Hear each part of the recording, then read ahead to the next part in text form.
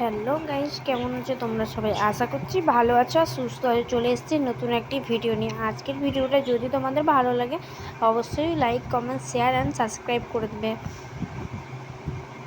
সেদিন ছিল শুক্রবার আর পয়লা মে।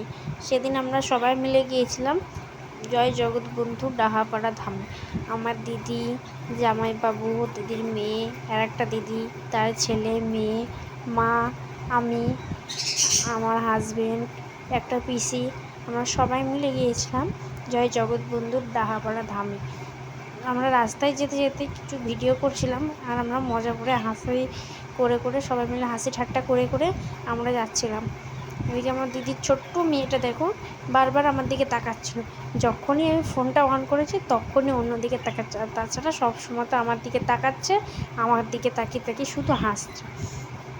তো যাই হোক, তারপরে আমরা বোটে করে গঙ্গা পার হচ্ছিলাম। দেখো কত সুন্দর লাগছে দেখতে গঙ্গাটা।